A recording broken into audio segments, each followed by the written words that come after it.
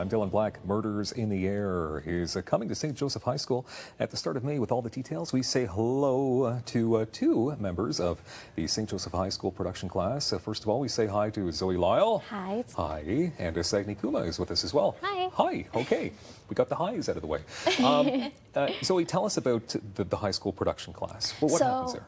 The high school production class is we do everything for the play. We're not just acting. We do the set, we do the costumes, everything that's involved to putting on a production, we do ourselves. There is little to no teacher help. We even have a student director this year who gives us a lot of our notes. Wow, it's nice to have the teachers out of the way, right? They just get annoyed sometimes. Students rule, for sure. Okay, so let's talk about this production, but actually before we talk about the production, it wasn't going to be this production, correct, Sagni? Yes, no. We were going to do Clue at first, but that ended up not working out due to some copyright issues. So then we had to switch our play. A week into our rehearsals, we had to change the costume, the set, the hair and makeup ideas. It was a lot, yeah. So would you say that that's obviously bad because it's extra work, but you must have learned so much from that? We did. Resiliency, perseverance. Yeah. Exactly. Yeah. How to manage frustration, I bet. Oh, lots of it. Okay, so let's talk about this play then, Zoe. So what is Murders in the Air all about? It sounds pretty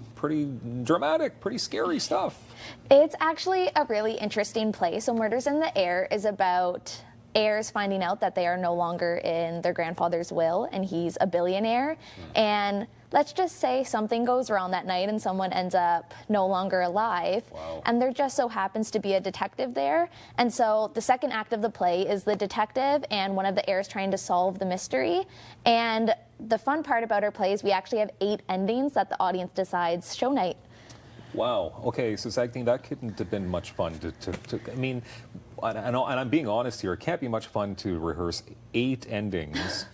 But how many? So how many times? It's only playing twice, this show, correct? Yes. So you're only going to see 2 of these endings. So how do you feel about that? Well, it's a lot to rehearse. Yeah. So there are 8 of us that have to go through the same scene over and over again. So it is a lot to rehearse, like you said, but it's exciting. We like that element of surprise for the audience, and it does attract a lot of attention for our play.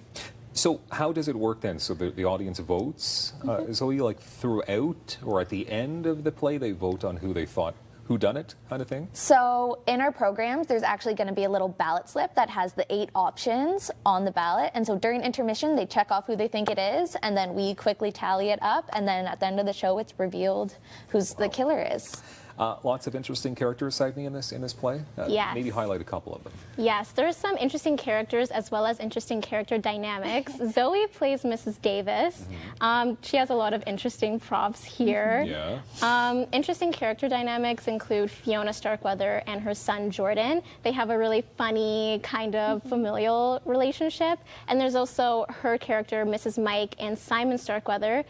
They both kind of work together to solve the murder mystery. And there's Rufus and Bensonhurst too, who have a comedic relationship. Okay, so you said comedic, so it's a comedy, it's a thriller, it's a drama. I mean, how would you describe this play? I would say it is mostly a comedy, although it is a murder mystery. Most of it is comedy based. It's not a super serious play.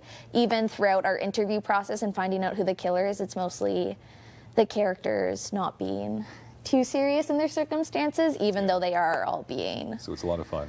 Sagni, how long did it take from I mean, the original play that you were going to do until now? I mean, is this like sort of a year-long undertaking? Oh, well, it's a semester. It's a semester. So we started in February, January. Okay. And we've been working since then, but we did lose a week of rehearsal because of the switch from Clue to Murders in the Air. Okay, it's getting soon. The opening night, May 2nd. Tell me about some of the strengths. I've noticed researching this over the weekend that you guys are very strong online.